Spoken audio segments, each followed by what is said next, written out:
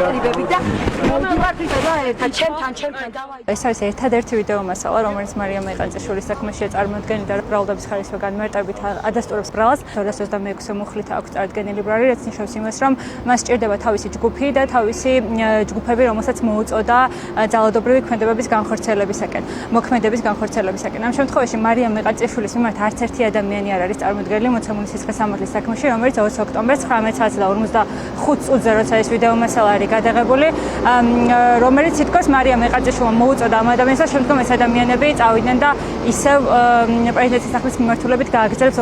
ამ დროს უკვე 19:45 წუთზე დიდი შეტევა, რომელიც განხორციელდა თავდაპირველად, როგორც თვითონ ბრალდების ხარი განმარტავს პრეზიდენტის სასახლის მიმართ, უკვე დასრულებულია. ამ შემთხვევაში უკვე მთლიანად აქვს დაკავებული პრეზიდენტის სასახლის მიმდებარე ტერიტორია გედედეს თანამშრომლებს.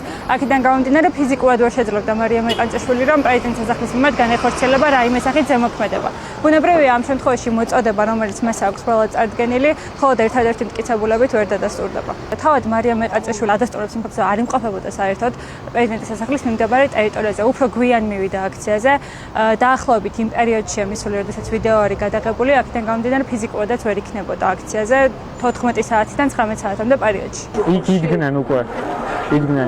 იქ იდგნენ უკვე და რა ჩემი ფეხები უნდათ პრეზიდენტის სასახლესთან. წინააღმდეგობრივია ის ფაქტი, ბრალდების შესახებ დადგენილებაშიც მითითებულია ბრალდების ხარის მიერ, რომ ის გამოხატავს უკმაყოფილებას იმ პროტესტის მონაწილეების მიმართ, ვინც სასახლეში შეჭრას სცადა. ანუ ზუსტად ციტირებ ამ სიტყვებს, ანუ უკმაყოფილოა იმ ადამიანების მიმართ, ვინც ესე გადაწყვიტა პრეზიდენტის სასახლის მიმართულებით რაიმე ქმედება განეხორციელებიან, თუნდაც შეჭრილიყო, თუნდაც შესულიყო.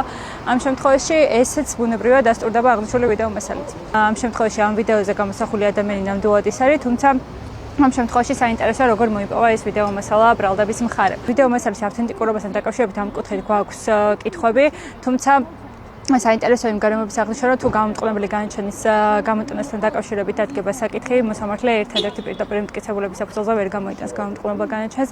ამ შემთხვევაში მხოლოდ ეს ერთი ვიდეო მასალაა, როგორც აღნიშნე წარმოდგენილი.